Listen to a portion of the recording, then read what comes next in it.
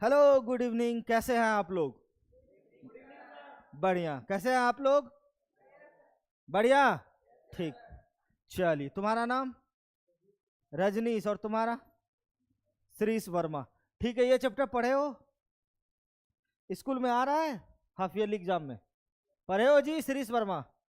आ, रजनीश, पढ़े हो? नहीं पढ़े हो? अच्छा। अच्छा, समझ में आता है एसएसटी? आज थोड़ा थोड़ा पूरा आएगा आज। देखो जी, when people rebel 1857 before and after. मतलब इस चैप्टर का मतलब ये है, इस चैप्टर का कहना ये है, इस चैप्टर का नाम ये है कि जब जनता बगावत करती है। मतलब क्या? कि अगर तुम लोग बगावत करोगे तो फिर क्या होगा? मेरे क्लास में बच्चा ही नहीं आएगा। और क्या होगा? और कुछ नहीं होगा। जब बच्चा नहीं आएगा तुम लोग को पढ़ने को नहीं मिलेगा। क्या मेरे खिलाफ स्ट्राइक करोगे? आंसर है ऐसे ही ना? तो चलो, आज हम लोग क्या पढ़ने वाले हैं कि जब जनता बगावत करती है, बिफोर एंड आफ्टर, कैसे क्यों हुआ 1857।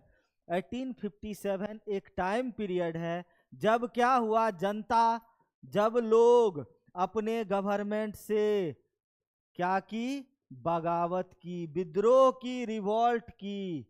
ठीक है। तो आज हम लोग इसी को पढ़ने वाले हैं कि 1857 में आखिर क्या हुआ जो जनता ने बगावत की, जनता ने विद्रोह किया, जनता ने रिवॉल्ट किया, जनता ने गवर्नमेंट के खिलाफ हो गई और गवर्नमेंट को उखाड़ फेंकने को चल पड़ी। तो चलिए आगे बढ़ते हैं, बहुत ही प्यार से, बहुत ही सुंदर से इस चैप्टर को खत्म करने वाले हैं। क्या है चैप्टर का नाम? आज क्या क्या पढ़ने वाले हैं? Policies and the people. जैसे कि नवाब लूज देयर पावर, नवाब अपना पावर खो दिया।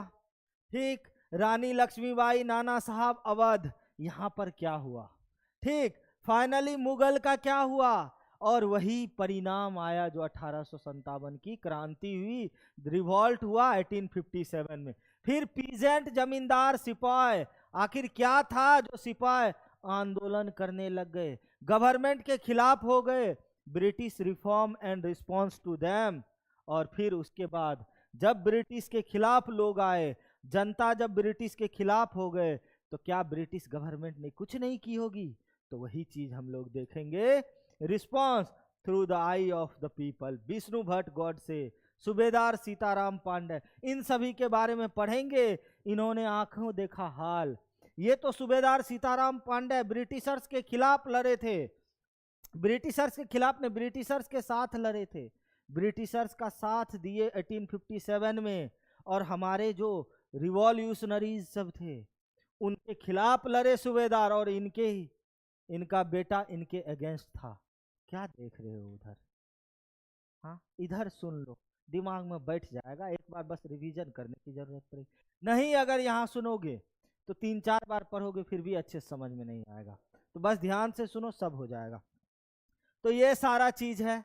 ये 1857 का कुछ तस्वीर है जो दिखाया गया है। लोगों ने किस तरह से ब्रिटिशर्स को मारा, ब्रिटिशर्स ने फिर किस तरह से दबाया, ये सभी चीज यहाँ लिखे हुए हैं, यहाँ फोटो में बताए गए हैं। तो चलिए, सबसे पहला चीज इंट्रोडक्शन।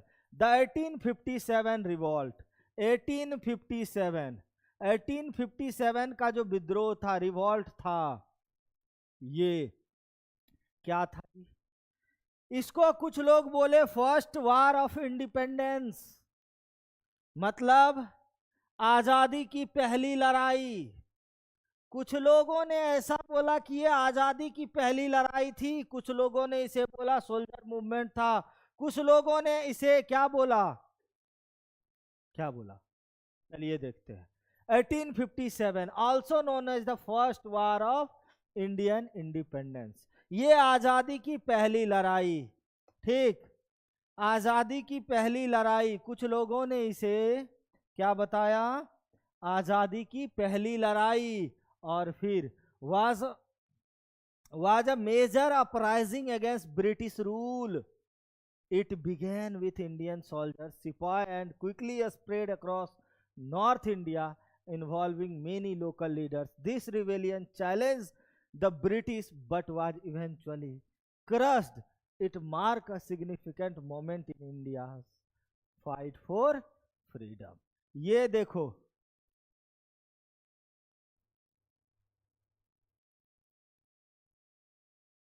ठीक, चलो ये हो गया रफ स्केच इंडिया का। यहां देखो, ये जो नीचे वाला जो हिस्सा दिख रहा है इसे क्या बोलते हैं, साउथ इंडिया, इसे बोलते हैं साउथ इंडिया। और ये ऊपर वाला जो हिस्सा है इसे क्या बोलते हैं, नॉर्थ इंडिया।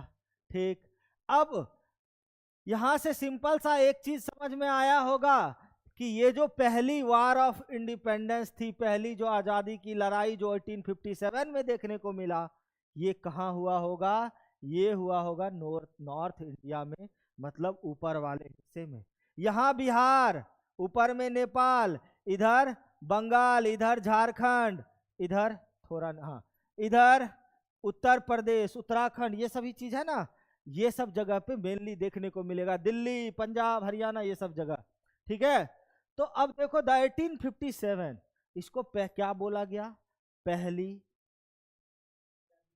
आजादी की लड़ाई, the first war of Indian independence. ठीक, ये देखो ब्रिटिश रूल जो हमारे यहाँ था, आखिर ऐसा हुआ क्यों सर। तो अब चलिए, हम लोगों ने फर्स्ट चैप्टर पढ़ा जिसमें देखा कि ब्रिटिशर्स क्या किए, बहुत सारे ब्रिटिशर्स कई सारे नियम वगैरह सब लाए थे, हाउ एंड वेयर में भी देखने को मिला। सेकेंड चैप्टर क्या था, ट्रेड टू टेरिटरी, मतलब एक कंपनी थी जो हमारे यहाँ क्या करने आई थी, ट्रेड करने आई थी और धीरे धीरे टेरिटरी बसा ली। ये देखने को मिला था हम लोगों को, उस चैप्टर में देखने को मिला ना, एक ऐसी कंपनी जो ट्रेड करने आई थी और धीरे धीरे धीरे धीरे क्या की, टेरिटरी बसा ली। ये सारा चीज था। तीसरा चैप्टर क्या था जी, रूलिंग द कंट्री साइड। इसमें क्या सब देखे थे हम लोग, इंडिगो प्लांटेशन, क्या था, जबरन प्लांटेशन करवाया जा रहा था, जिससे क्या हो रहा था, लोग को कम पैसा दिया जा रहा था इंडिगो खरीदने के। तो इस सब चीज से लोग नाराज हो रहे थे। उसके बाद फिर धीरे धीरे हम लोग और आगे का चैप्टर पढ़े, फिर एक चैप्टर में ऐसा भी पढ़े कि इनफील्ड राइफल लाया गया था, जिसमें क्या था, गाय का चर्बी, सुअर का चर्बी वगैरह सबका फैट का यूज किया गया था। और जो सैनिक थे उसको समुद्र पार करके दूसरे दूसरे जगह भेजा जा रहा था, जिसको लोग क्या मानते थे, अपशगुन मानते थे, बताए थे। और ये सारा चीज कारण बनेगा इसको, ये 1857 की क्रांति होने के लिए, जिसमें इंडियन सोल्जर इस क्रांति को कर रहे थे, सिपाही कर रहे थे, भारतीय सैनिक। ठीक, और ये बहुत तेजी से बढ़ने लगा, कहा, नॉर्थ इंडिया में, जिसमें कि कई सारे लोकल लीडर भी इसमें शामिल हुए। और मतलब समझो बहुत ही जल्दी, बहुत ही कम समय में पूरी ब्रिटिश सत्ता को उखाड़ के फेंक दिया ये हमारे रिवॉल्यूशनरीज सब। मतलब ये जो रिवेलियन थे, जो अंग्रेजों से नाराज थे, देख रहे हो गुस्सा किस तरह से टूट पड़ा हुआ है भाले भाले के आगे। तो ये लोगों ने ब्रिटिशर्स को चैलेंज किया और फिर ब्रिटिशर्स ने भी रिटेलिएट किया और फिर इस आंदोलन को क्रश कर दिया, सप्रेस कर दिया। लेकिन ये आंदोलन हमेशा से, ठीक, हमारे आज़ादी के लिए एक प्रेरणा बनी और ब्रिटिशर्स के अंदर डर का माहौल हमेशा जगा रहा कि फिर से दोबारा से ना हो जाए 1857। ठीक, ये सारा चीज है। अब चलिए इस चैप्टर को आगे बढ़ाते हैं। सबसे पहले नवाब लूज देयर पावर। अब यहां से क्वेश्चन आता, आखिर नवाब अपना पावर को कैसे लूज किया और क्यों लूज किया। मतलब सीधी सी बात, जैसे ही हम लोग देखे थे, क्या बैटल ऑफ प्लासी हुआ, बैटल ऑफ बक्सर हुआ, बैटल ऑफ प्लासी और बैटल ऑफ बक्सर के बाद क्या हुआ, आज आधा पढ़ाएंगे हम, आधा पढ़ाओगे तुम। सीधी सी बात, हम जो पूछेंगे उसका जवाब आना चाहिए। समझ में आया, समझ लो। अगर तैयार नहीं होगा तो आज ही पता चल जाएगा फिर तुम लोग क्या एग्जाम में करने वाले हो। बैटल ऑफ प्लासी हुआ, कब हुआ था,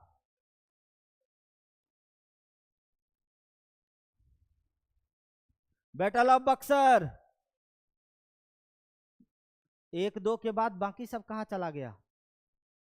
बहुत गलत बात, बहुत बहुत बहुत गलत बात। क्यों तुम लोग का क्यों है ये हाल है जी? हाँ, आयुष्मान खुराना, बहुत पिटाई लगेगा। बदमाशी कर रहे हैं आप लोग। बैटल ऑफ प्लासी हुआ, बैटल ऑफ बक्सर हुआ, हम लोगों को देखने को मिला सब्सिडरी अलायंस। मतलब क्या? आप लोगों की आर्मी कमजोर है तभी तो हम जीत गए। मतलब लोगों को किस तरह से बताया गया कि आप लोगों की आर्मी कमजोर है तभी तो हम जीते। एक काम करो, अब आप लोगों को आर्मी हम देंगे। क्या?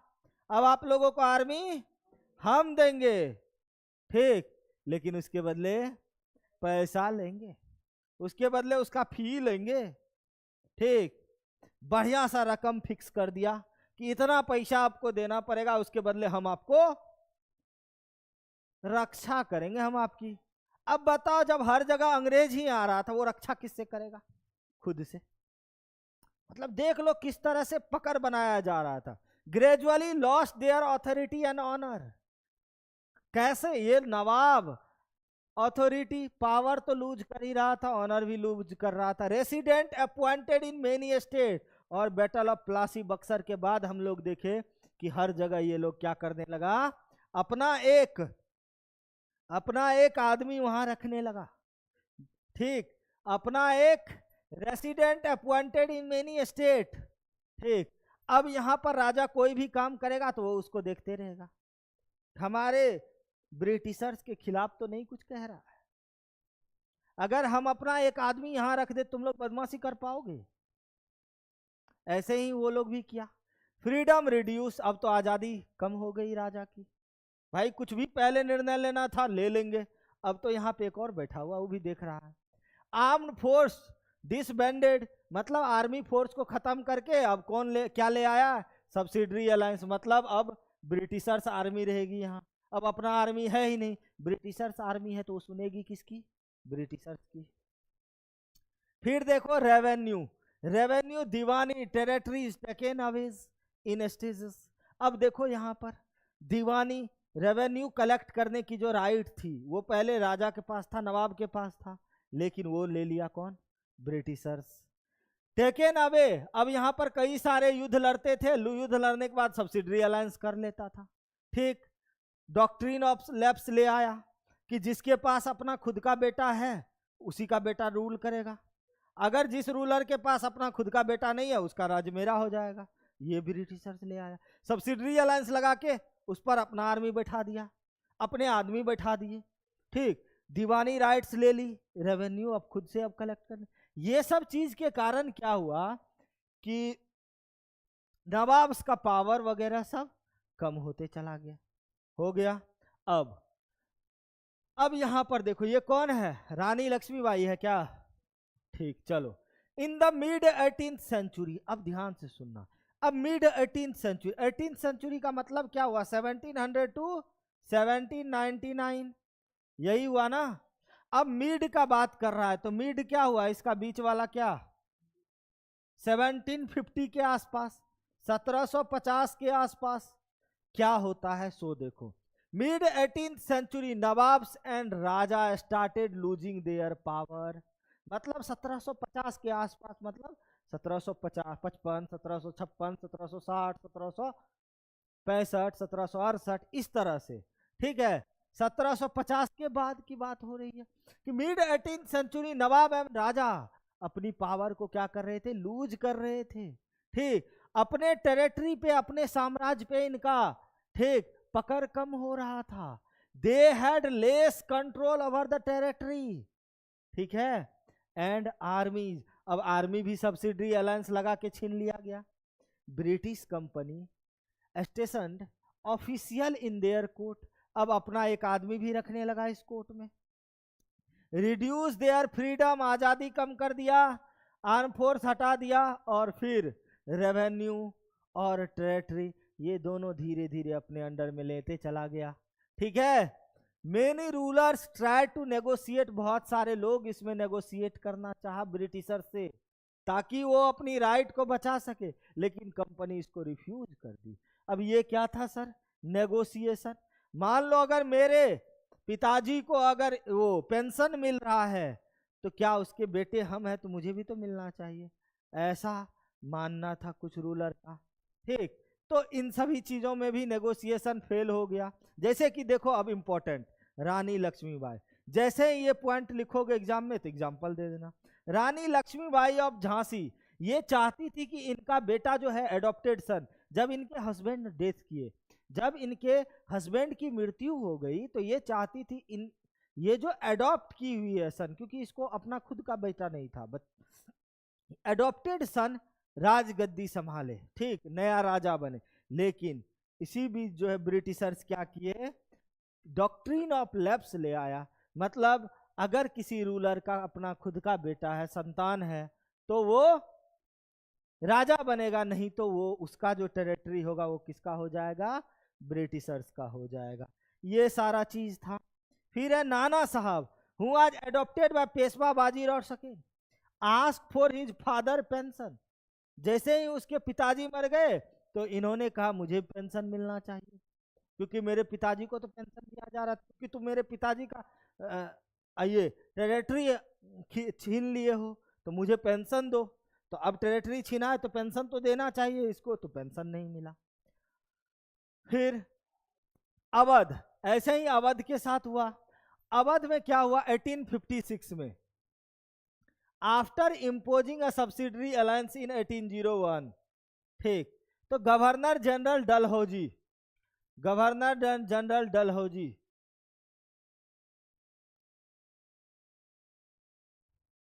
Claim the reason was poorly govern and needed British rule. अब यहां पर क्या कहता है कि अवध में देखो ये लोग कितना चालू था, जहां पे कोई इन लोगों का अपना सिस्टम नहीं चलता था वहां पर ये कोई और दिमाग लगा देता। जैसे अवध, अवध में कहता है क्या, पुअरली गवर्नड, मतलब यहां पर ये जो एरिया यहां पर गवर्नमेंट सही से काम नहीं कर रही है, ठीक, यहां पर ये जो रीजन है वाज पुअरली गवर्न, अवध में जो है क्या है, मतलब गवर्नमेंट सही से काम नहीं करे, बहुत कमजोर गवर्नमेंट है। तो चलो अब यहां पर इसका टेरिटरी छीन लो, अब यहां पर ब्रिटिशर्स रूल करेंगे। अब बताओ इतना सारा चीज, रानी लक्ष्मीबाई चाहती थी उसका बेटा, ठीक, उसके बाद कौन थे, नाना साहब, नाना साहब भी नाराज, उसके बाद कौन, यहाँ पे अवध में भी यही हाल है, सब्सिडरी अलायंस, यहाँ पे डलहौजी कौन क्या किए, ये बोले कि गवर्नमेंट सही से काम नहीं करे, चलो ये इसका टेरिटरी अपने अंडर में ले लो, ये सारा चीज है। उधर कौन पढ़ा रहा है तुमको, यहाँ बोर्ड को देखोगे कि इधर छतूत को देख रहे हो, तुम नहीं सुधरोगे, ठीक। Britishers east India company, British east India company हमारे यहाँ आई थी किस चीज के लिए, ट्रेड करने के लिए। लेकिन अब धीरे धीरे इसका एम क्या था कि मुगल की जो डायनेस्टी है उसको खत्म किया जाए पूरी तरह से। तो they remove the Mughal king name from the coins and announce in 1849 that the Kings family would leave the red fort after his death. अब यहां पर जो रेड फोर्ट में रहते थे ये लोग, ये बोला कि अगर कोई राजा मर जाता है तो उसका जो परिवार वाले खाली करो, ठीक। इन और क्वाइन पर से नाम हटा दिया। 56 आते आते क्या हुआ, गवर्नर जनरल कैनिंग आ जाते, लॉर्ड कैनिंग, ये डिक्लेयर कर देते बहादुर शाह जो होंगे मुगल के आखिरी शासक होंगे, ये बहादुर शाह जफर जो है लास्ट मुगल किंग होंगे, और उसके बाद कौन किंग रूल करेगा, तो ब्रिटिशर्स रूल करेगा। एंड अब यहाँ पे would only be known as prince, और इसके जो संतान वगैरह सब होंगे, पोता होंगे, जो भी आएंगे बेटा पोता सब आने वाले जनरेशन वाले सब केवल प्रिंस कहलाएंगे, बाकी कोई सत्ता ही नहीं मिलेगी। अब बताओ ये सभी नाराज, सभी लोग को नाराज कर रहा है ये कंपनी।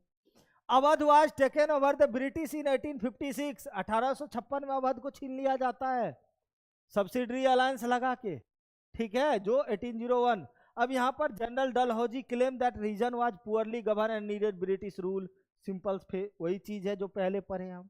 ये है अवध, देख रहे हो यूपी वाला हिस्सा, ये कौन सा, अवध, ये अवध। यहां पर क्या बोला गया, ये जो रीजन है ये रीजन पुअरली गवर्न्ड है, पुअरली गवर्न्ड है। जब ये रीजन पुअरली गवर्न्ड है तो क्या करना है, इस रीजन को अपने अंडर मिला लो।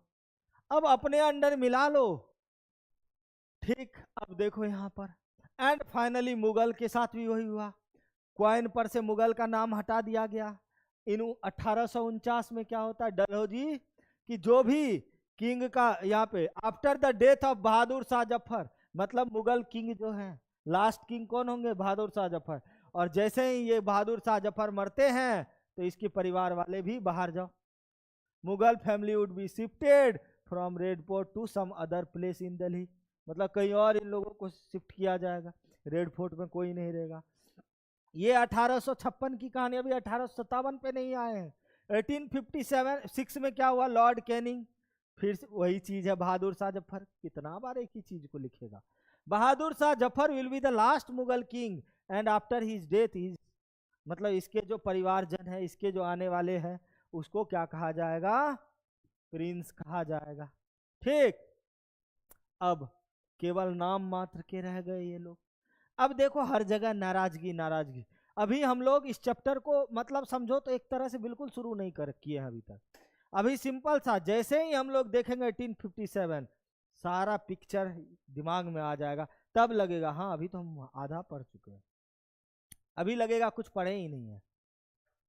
तब पता चलेगा जब ये क्वेश्चन बन के आएगा 1857 का रिवोल्ट क्यों हुआ, फिर ये सारा चीज सारा पॉइंट तुम्हारे आंखों के सामने आएगा।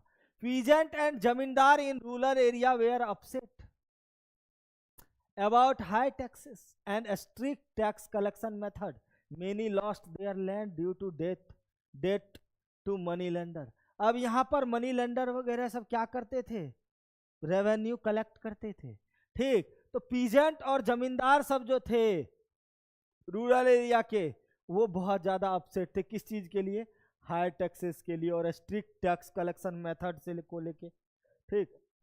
इस कारण से बहुत ज्यादा नाराज थे और बहुत सारे लोग तो अपना जमीन छोड़ दिए क्योंकि बहुत ज्यादा कर्ज में फंस गए थे। इंडियन सोल्जर जो ब्रिटिश ईस्ट इंडिया कंपनी के लिए काम करते थे उसे सिपाही कहा जाता था।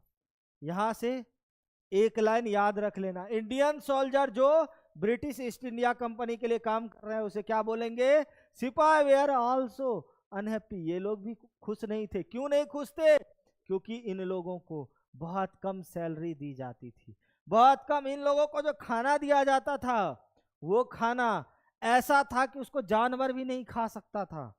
कई बार इसके लिए स्ट्राइक भी हुए, चैप्टर 1 में तुम लोग पढ़े होंगे, हाँ, ठीक। दे वेयर अनहैप्पी विद देयर पे, allowances, condition of service and some order that conflicted with their religious belief। religious belief वही इनफील्ड राइफल वगैरह सब, भोजन फूड इतना गंदा होता था कि लोग खा नहीं सकते, जानवर नहीं खा सकते थे, ऐसा कहना था। अब फिर से पीछे जाते, पीजेंट और सिपाही क्यों नाराज था। इन 1824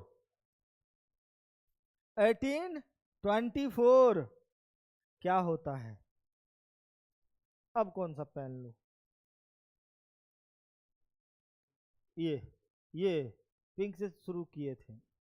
अब यहां देखो, when they were told to the Burma by sea। अब देखो यहां पर 1824 में क्या हुआ, जब सिपाही को, सिपाही कौन, इंडियन सोल्जर जो किसके लिए काम कर रहे हैं, ब्रिटिश इंडिया कंपनी के लिए, ठीक। जब 1824 में ये सिपाही को कहा गया कि आप जो है समुद्र पार करके कहा जाओ, बर्मा जाओ, तो फिर ये लोग नाराज हो गए। क्यों, क्योंकि ये लोग का मानना था कि समुद्र पार करना अपशगुन होता है। Burma by sea route, they refuse to follow the order, they were afraid that if they cross the sea they would lose their religion and social status, because at that time many people in the country believed that if they cross the sea they would lose their religion and caste। अब यहां से ऐसा belief था इन लोगों में कि अगर हम सी रूट से अपने कंट्री को पास करके दूसरे कंट्री में जाएंगे, एक समुद्र को पार करेंगे, तो अपशगुन होगा, हम लोग अपना जाति अपना धर्म सब कुछ छूट जाएगा हमसे। बिकॉज ऑफ दिस, और यही कारण था कि दे वेयर पनिश्ड, ये लोग रिफ्यूज कर दिए और फिर रिफ्यूज करने के कारण इन्हें पनिश भी किया गया। इनफील्ड राइफल यूज करने से मना कर दिया गया, ठीक है, इनफील्ड राइफल यूज करने से मना कर दिया गया इन 1856। A new law was made that, और एक नया लॉ आया आता है कब, 1856 में। अगर कोई ऑर्डर नहीं मानेगा, ठीक, जिन्हें कहा जाए, और अगर कोई ऑर्डर नहीं मानेगा तो उन्हें पनिश किया जाएगा। सबको ऑर्डर मानना जरूरी है, ऐसा एक नियम आ गया।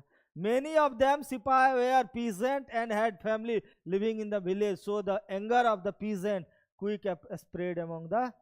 अब यहाँ पर धीरे धीरे क्या हुआ, बहुत सारे ऐसे थे सिपाही में से जो किसान परिवार से आते थे, उसके फैमिली गांव में रहते थे।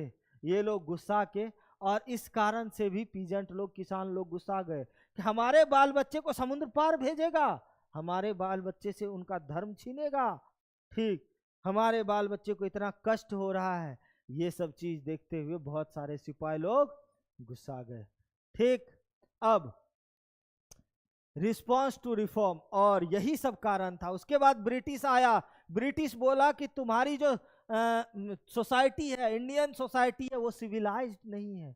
तो कौन सी सोसाइटी सिविलाइज्ड है, तो यूरोपियन सोसाइटी सिविलाइज्ड है, ऐसा कहना था उन लोगों का। कि इंडिया में क्या है, अंधविश्वास है, लोग जात पात में पड़े हुए हैं, ठीक, लोग धर्म के कारण मर कट रहे हैं, तो यहाँ की जो सोसाइटी है वो सिविलाइज्ड नहीं है, ठीक। तो सिविलाइज्ड कैसे होगा, जब हम लोग अपना रूल रेगुलेशन लॉज ये सब सिखाएंगे, ठीक। और बोला यहाँ का लैंग्वेज अच्छा नहीं है, इंग्लिश बोलो, इंग्लिश सीखो, इंग्लिश में तुम लोग पढ़ो। आज हमारे ये ग्रंथ पढ़ पढ़ के ये लोग प्लेन बना रहा है, मिसाइल बना रहा है। बताओ जी, हमारे जो देवी देवता सब थे, जो भी थे, ठीक, कुछ सोचते थे मन में और तीर चलाते थे तो गला कट जाता था, दूसरे के तीर को तोड़ के बाहर निकल जाते थे। बताओ तो क्या अभी हाल फिलहाल में अमेरिका एक बम गिराया था ईरान में, छत तोड़ के नीचे चला गया, और डीआरडीओ ने अभी हाल में परीक्षण किया अग्नि 5, जो दुनिया का सबसे खतरनाक 100 मीटर तक अंदर जा सकता है धरती के अंदर, वो लोग तो 60 मीटर वाला बनाया। बताओ अमेरिका वाले, क्या कहते थे तुम, हाँ क्या जी, नहीं, क्या कहता था अमेरिका, हम लोग 100 मीटर का बना रहे, वो 60 मीटर का मार के उछल रहा है। बताओ 100 मीटर नीचे नहीं गिर जाएंगे, मारेंगे 20 मंजिल मकान से नीचे आ जाएगा ग्राउंड फ्लोर पे। बताओ एक को आतंकवादी बचेगा। अग्नि आग से डर होना चाहिए, ठीक। तो आखिर कैसे तीर को तोड़ के जो बात जाता था, एक बार दिमाग लगाओ, क्या उसी टाइप का नहीं है, दो तीर आपस में टकराया, तीर को तोड़ते हुए आगे बढ़ा, क्या वही कॉन्सेप्ट नहीं दिख रहा है कि घर पे गया, घर को तोड़ते हुए नीचे चला गया, और सब बम मारो घर के ऊपर ही फट जाएगा, हाँ ये तोड़ते हुए चला गया। उसके बाद क्या था, बम मारो पानी सूख जाए, तीर मारो पानी सूख जाएगा, रसिया को देखो सुखाया ना। हाँ, ये लोग अपना रथ पर बैठते थे, सीधा रथ उड़ने लगता था बिना पंखी का, क्या एरोप्लेन उड़ रहा है। राइट ब्रदर ने इस चीज का चर्चा भी किया हमारे ग्रंथ से, और हम लोग अपने ग्रंथ को छोड़ दिए। अब चलो यहां पर आते हैं, मतलब ये हमारी सोसाइटी को बोलता था गंदा, क्यों, यहां पर सती प्रथा की बात की गई है। सती प्रथा क्या था, सती प्रथा, अगर किसी भी महिला का पति, ठीक, उनसे पहले, महिला से पहले मर जाए तो पत्नी को भी उसके साथ में मरना पड़ता था, ठीक, उनके चिता पर लेटना पड़ता था। हाँ ठीक है, किसी के जान के साथ खिलवाड़ हो रहा था, ये गलत था, लेकिन लोग इसको भी तो मानते थे, लोग अपने धर्म को मानते थे। और कहा गया अगर कोई क्रिश्चियन धर्म अपनाता है तो उसको उसके बाप दादा का जो भी संपत्ति था वो उसको मिल जाएगा। बताओ जी, हमारे बाप दादा का संपत्ति तुम कौन होता है देने वाला, लोग नहीं घुसाएगा। उसके बाद दूसरा धर्म अपनाएंगे, मतलब मेरा धर्म को तुम खत्म करने में लगा हुआ है, क्यों नहीं लोग घुसाएगा, क्यों नहीं घुसाएगा, घुसाएगा ना, ठीक। The British wanted to reform Indian society, ये इंडियन सोसाइटी को चेंज करना चाहता था। They pass law to stop sati, ये सती प्रथा को खत्म किया। विडो रीमैरेज को, विडो बर्निंग को खत्म किया और विडो रीमैरेज एक्ट ले आया कि विधवा का पुनर्विवाह होगा। जो भी महिला विधवा हो जाएगी, मतलब उसका हस्बैंड मर जाएगा, उसका दोबारा से शादी करना है, तो शादी करेगा कौन? तो ये लोग अपने लोगों को बोला कि तुम लोग शादी करो। क्यों? ताकि यहाँ पे पॉपुलेशन बढ़ेगा उसका, और दिन तक रूल करेंगे। ये सब चीज था जिस कारण से हमारे लोग गुस्सा रहे थे। लेकिन 1830 आ गया। They also promote English language education, हम लोग पढ़े थे शायद कहीं, इंग्लिश लैंग्वेज वगैरह सब पढ़े थे क्या? नहीं पढ़े थे, नहीं पढ़े अभी तक। अच्छा, शायद तब पिछले क्लास में पढ़े होंगे, मतलब जो 8 में था लास्ट ईयर, क्योंकि हमको अभी याद आ रहा है। और and allowed Christian missionaries to work freely, और क्रिश्चियन वाले को बोलते हैं मिशनरीज सबको, धर्म गुरु सबको, जाओ तुम अपना धर्म का प्रचार करो, ठीक, प्रचार करो, work free and on land, और तुम जमीन भी खरीद सकते हो, प्रॉपर्टी बना सकते हो। ये सब क्या है? हमारे यहाँ दूसरे को और दूसरा कोई अलाउ कर रहा है, तो ये सारा सिस्टम था। अब यहां पर आफ्टर 1830 दे आल्सो प्रमोट, एक ही चीज को दो बार लिख रखा है, ठीक है। They promoted English language education और allowed Christian missionaries to work freely and on land and property. ये सब चीज की बात की जा रही थी, तो लोग तो नाराज होंगे। A law in 1850 made it easier to convert Christianity. This law allow an Indian who had converted to Christianity to inherit the property of his ancestors. मतलब हम धर्म बदलेंगे तब हमें संपत्ति का अधिकार देगा। अभी बोल के दिखाए कोई, मेरे बाप दादा का संपत्ति और हमको लेने से कौन मना कर देगा? बोल के दिखाए तो धर्म चेंज करो तब मिलेगा। हम लोग हाँ दिल्ली हिला देंगे, नहीं हिलाएंगे, क्योंकि हमारे संविधान हमें राइट दिए ना। अब यहां पे देखो, many Indians began to feel that Britishers, और लोगों को तो लगेगा ही कि अगर हम क्रिश्चियन धर्म को अपनाएंगे तब ये हमारे बाप दादा की संपत्ति का अधिकार देगा हमें। इसका मतलब क्या है? सिंपल सा, ये हमारी धर्म को खत्म करने में लगा हुआ है। लगेगा ही भाई, हमको भी लग रहा है। Their social custom and their traditional way of life, सती प्रथा खत्म कर रहा है, जीने का अधिकार, हम लोग जो भाषा बोले उस भाषा को खत्म कर दे रहा है, ठीक। तो ये सारा चीज है। But others wanted social change, कुछ ऐसे भी लोग थे जो चेंज लाना चाहते थे। Many Indians felt that British they are destroying their religion, social custom, traditional way of life. बहुत सारे लोगों को ऐसा लगता था कि ये खत्म करने में लगा हुआ है। डिफरेंट पीपुल, अब यहां पर देखो, through the I of the people, अब लोगों की आंखों से देखते हैं हम लोग, ठीक। तो किसके आंख में घुसे पहले बताओ? चलो इसके आंख में घुसते हैं, ठीक। अब तुम बताओ क्या कह रहा है through the I of the people? क्या बोलना चाह रहा है कि different people have different views on British rule. अरे अब यहीं पे कुछ लोग हैं, उसका कहना है कि सर पिताजी अगर डेथ हो कर गए, पिताजी को पेंशन मिलता था तो हमें नहीं मिलना चाहिए पेंशन, ऐसा मानना था। कुछ लोगों का ये कहना था सच में हमारे सोसाइटी में कुछ है कुरीतिज, जैसे कि अंधविश्वास वगैरह। अभी भी गांव सब में देखोगे, किसी का सर दर्द करेगा तो वो जाएगा डॉक्टर के पास नहीं, वैद्य के पास, 2-4 बार फूक फाक देंगे, लो तुलसी खाओ, ठीक, बस फीवर ठीक। बताओ जी, कुछ है ये सब चीज? होता होगा लेकिन मैं तो नहीं। बाकी अगर किसी को पढ़ाई ना करने वाला बीमारी हो, किसी को समझ में ना आने वाला बीमारी हो, तो तुम अपने सर बाबा जी के पास आ सकते हो, हम देंगे आशीर्वाद, फिर तुम लोग पढ़ने लगोगे, ठीक है। तो बहुत सारे लोग जो थे उनका अलग अलग व्यू था ब्रिटिश रूल पे। कुछ लोग अपसेट थे कि वो लोग जो कर रहे हैं वो इंडियंस रूलर्स का पावर छीन रहे हैं। कुछ लोग इसके लिए ब्रिटिश जो पॉलिसीज ला रहे किसानों के लिए उसके लिए नाराज थे। कुछ लोग ऐसे था उनके ये वे ऑफ लाइफ को जो नुकसान पहुंचा रहा था ब्रिटिश, उसके लिए नाखुश थे। ठीक, अब धीरे धीरे धीरे धीरे नाखुशी तो बढ़ते जाएगा ना। ठीक, अगर तुम पढ़ने नहीं आओगे तो मेरी नाखुशी तो बढ़ते जाएगा ना। अरे वो लड़का कहाँ गया जो गौरव कुमार, उसको तो हम आज देखे थे, आज उसके फिर से पेरेंट्स को कॉल जाएगा। अच्छा, वो कहेगा मेरे पास सर फोन ही नहीं है टैब भी है, उसके पापा तो ले गए,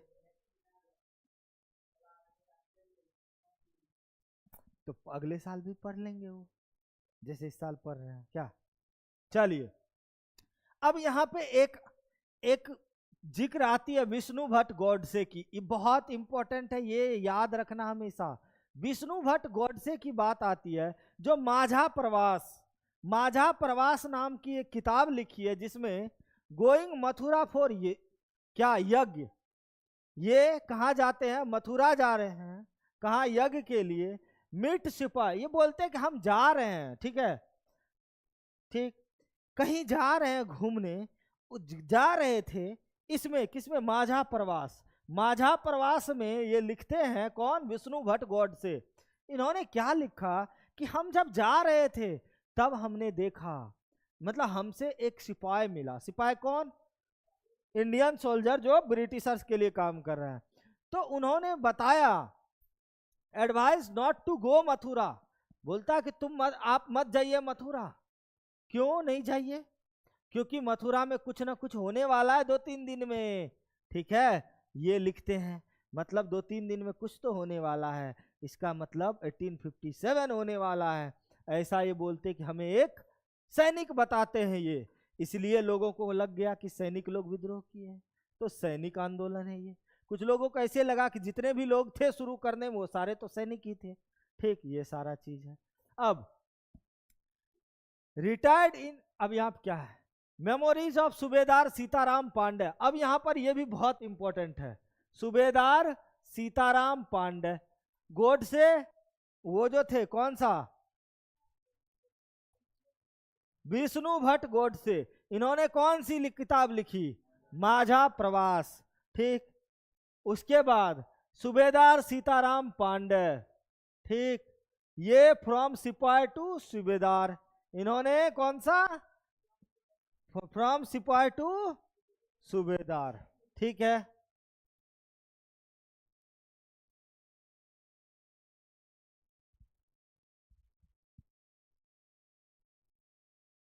हाँ, तो कौन, सूबेदार सीताराम पांडे, फ्रॉम सिपाही टू सूबेदार। इसमें इन्होंने रिटायर्ड किया कब, 1860 में, from Bengal native army, from Bengal native army. Help company in crushing the revolt in 1857। अब यहां पर देखो सिंपल सा चीज, ये जो सूबेदार सीताराम पांडे है, सीताराम पांडे, ठीक, ये जो सीताराम पांडे है ये किसमें थे, ये सिपाही थे, ये क्या थे, सिपाही थे। अब ये जो सिपाही थे, तो सिपाही का मतलब जानते हैं, ईस्ट इंडिया कंपनी के लिए काम करना। ये 1857 की लड़ाई लड़े, 1857 की लड़ाई लड़े, लेकिन किधर से, ब्रिटिशर्स के तरफ से। अब ब्रिटिशर्स के तरफ से ये लड़ाई लड़े और ये 1860 में क्या होते हैं, रिटायर हो जाते हैं। कहाँ, बंगाल नेटिव आर्मी से। कौन सी आर्मी से, बंगाल नेटिव आर्मी से। इन्होंने हेल्प किया कंपनी को रिवॉल्ट ऑफ 1857 में। सीताराम पांडे जो है वो रिवॉल्ट ऑफ 1857 में इन्होंने क्या किया, हेल्प किया। और फिर देखो हेल्प किस चीज में, क्रश करने में, इस रिवॉल्ट को क्रश करने में, ठीक है, ये क्रश करने में हेल्प किया, ठीक। और इसके जो बेटे थे, अब ये जो सीताराम पांडे हैं, इनके जो सन थे वो सन रिवॉल्ट में लगे हुए थे। ये पिताजी अंग्रेजों के तरफ से लड़ रहे थे और बेटा जी अपने लिए आजादी के लिए लड़ रहे थे।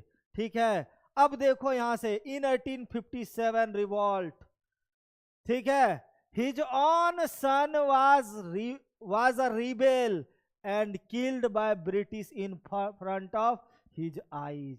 उसकी आंखों के सामने उसके बेटे को मार दिया गया ब्रिटिशर्स के द्वारा, क्योंकि उसका बेटा रिवॉल्ट करने में था।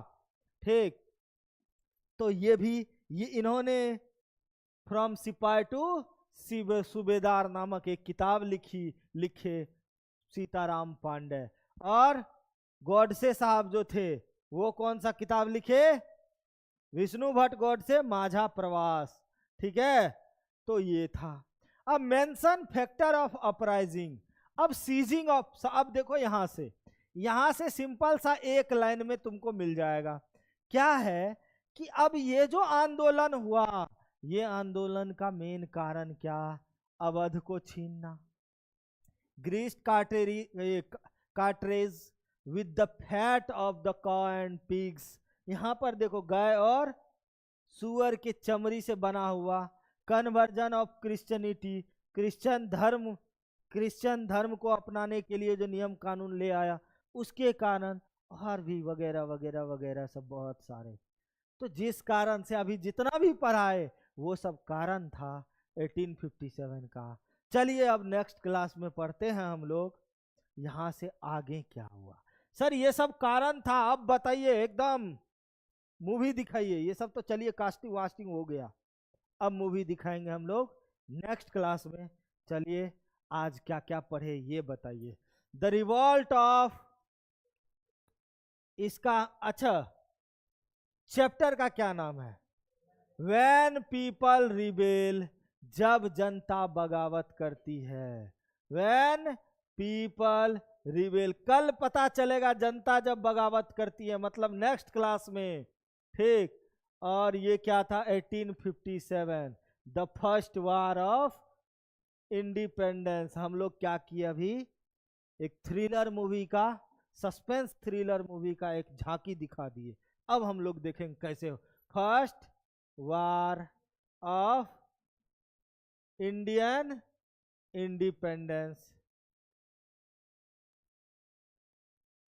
इंडिपेंडेंस, ठीक। अब आज बताओ हम लोग क्या क्या पढ़े। सबसे पहला चीज क्या था? सबसे पहला चीज इस चैप्टर के बारे में हम लोग पढ़े। ठीक, सबसे पहले इस चैप्टर के बारे में हम लोगों ने पढ़ा, इंट्रोडक्शन पढ़ा था। फिर इसके बाद बैकग्राउंड तैयार किए। बैकग्राउंड तैयार किए थे कैसे? फर्स्ट चैप्टर में हमने ये देखा, सेकेंड चैप्टर में हमने ये देखा, और यही कारण बनेंगे आगे लड़ाई के लिए। फिर हमने क्या देखा? पॉलिसीज, क्या देखा? पॉलिसीज एंड पीपल, ठीक है, ये सभी देखा। और क्या देखा? पीजेंट देखा, आखिर पीजेंट क्यों नाराज है, पीजेंट के साथ क्या हुआ? सिपॉय। फिर नवाब्स लूज देयर पावर, इसके बाद ये भी देखा नवाब्स, ओ है कि ए है?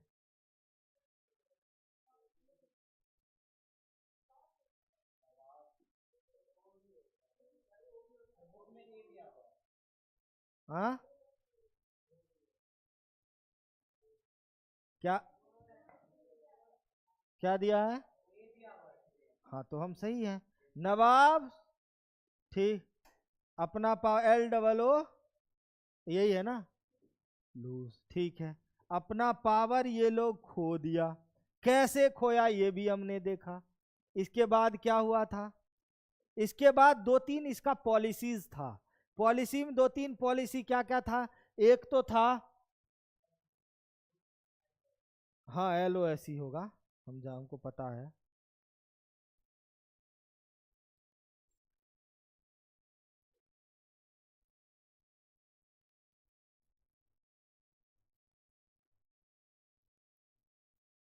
ठीक, इसके बाद पॉलिसी जो था क्या था? Subsidiary alliance, subsidiary alliance, alliance. दूसरा क्या था? दूसरा था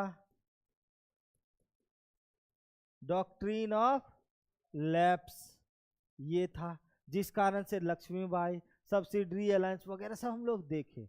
उसके बाद हाँ, उसके बाद लास्ट में हम देखे लोगों की नजरों से क्या देखा गया कि ब्रिटिशर्स हमारे रिलीजन को नुकसान पहुंचा रहे, हमारे हमारे धर्म को नुकसान पहुंचा रहे, हमारी टेरिटरी छीन रही है, हमारे नवाब का पावर छीन रहे हैं, हमारे लिए कठोर नियम बना रहे हैं, टैक्स का जो वो सिस्टम था, कलेक्शन सिस्टम था, मेथड था, वो बहुत गंदा था।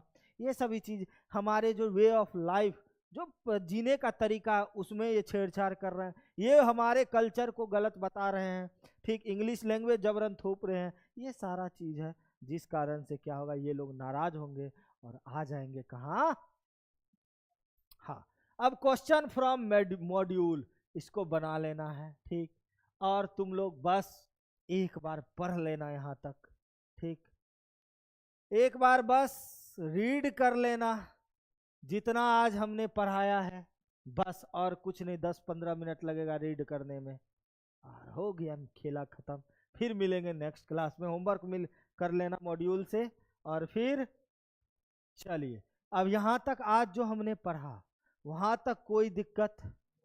नो सर, ठीक। तो देखो तुम लोग का वन शॉट, हेलो हेलो,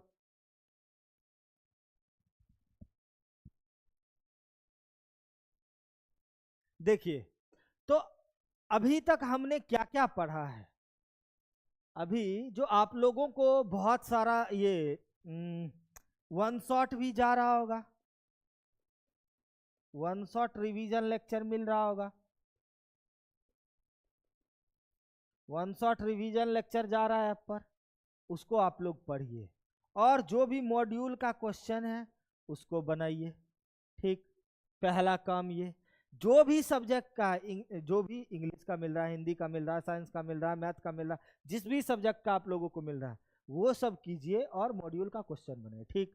दूसरा चीज, अगर कोई भी ऐसा टॉपिक है जो आपके एग्जाम में आ रहा है लेकिन यहां हम लोग कवर नहीं किए हैं, तो आप बेहिचक बताइए, उसको या तो हम लोग क्लास एक्स्ट्रा लगा लेंगे, या नहीं तो आप लोगों को जिसके जिसके एग्जाम में आ रहा है उसको अलग से भी बुला के करना होगा, वो भी किया जाएगा।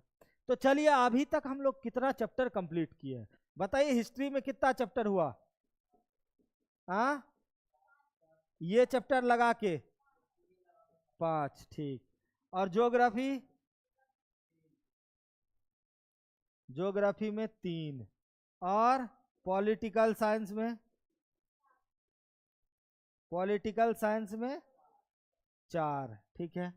अब ये बताइए, हिस्ट्री में अब कितना चैप्टर बचा हुआ है? कितना बचा हुआ है? मात्र 3 बचा हुआ है, ये 3 बाकी है, ठीक। ज्योग्राफी में कितना बाकी है? 2 बाकी है, और पॉलिटिकल साइंस में 4 बाकी है, ठीक। तो अब 4 2 6 3 9, 9 ही चैप्टर बचा हुआ है। अब 9 चैप्टर हम लोग बताइए, दुर्गा पूजा के आसपास तो हम लोग खत्म कर ही लेंगे। जब खत्म कर लेंगे उसके बाद जो टाइम आएगा उसमें एक एक लाइन को घोड़ के पी जाएंगे, ठीक। और हमारे यहाँ जब एनसेट होगा आप लोगों के लिए तो उसमें 100%, और वैसे बता दूं, बहुत सारे बच्चे हैं 8th क्लास में जिन्हें 90% स्कॉलरशिप मिला है। बात करेंगे हम लोग इसके लिए, एनसेट आएगा, एनसेट के लिए भी तैयारी करने का टाइम मिल रहा है आप लोगों को। वैसे एनसेट तो अभी से स्टार्ट हो रहा है, जिसको 90% मिला है वो तो गदगद हो जाओ, बाकी जो भी लोग है वो भी 100% ला सकता है, लेकिन नहीं आएगा, नहीं आएगा 100%, 95 आ जाएगा। अरे 95 लाओ ना, 5% ही फी देना पड़ेगा, ठीक। तो मजे में पढ़ना है, ठीक। और हम उम्मीद करेंगे सब लोग एनसेट में फोड़ दो, ठीक। क्या होगा ऐसा? एनसेट को ही फोड़ देना है, जो एग्जाम आएगा उसको फोड़ना। सबसे पहले स्कूल में सब लोग 90+ लाओ ना। हाफ ईयरली एग्जाम जब भी होगा, जो भी सब्जेक्ट होगा, मेरे से आके पहले मिलना, फिर से पढ़वाएंगे। 1 शॉट होने के बाद भी एक्स्ट्रा क्लास लगवाएंगे, ठीक है, जिसका भी होगा। लेकिन इतना तैयारी करवा देंगे ना कि स्कूल का एक भी बच्चा तुम लोग को पीछे नहीं कर सकता। अब जो नाखून खाते रहेगा, ठीक, हमेशा दीवार देखेगा, उसके साथ तो होगा ही। अरे तुम क्यों नहीं बोर्ड को देखते हो, क्यों ये सब हरकत करते हो? अच्छा ठीक, गलत बात, ये सब गलत बात है ना, ठीक, आगे से ध्यान रहेगा आपका। ठीक, चलिए, समझ में आया आज का क्लास? चलो, होमवर्क बना के लाओगे, सब लोग बना के लाओगे, ठीक है। तो आज जितना भी पढ़े हैं, कोई दिक्कत नहीं है? दिक्कत, चलिए, जो भी 1 शॉट है, जो भी 1 शॉट है, ठीक, उन सभी को आप लोग करके आएंगे, मॉड्यूल का आंसर बना के लाएंगे, क्वेश्चन बना के लाएंगे, ठीक। तो चलिए, मिलते हैं नेक्स्ट क्लास में। Bye bye, best of luck for your exam. चलिए मिलते हैं इसका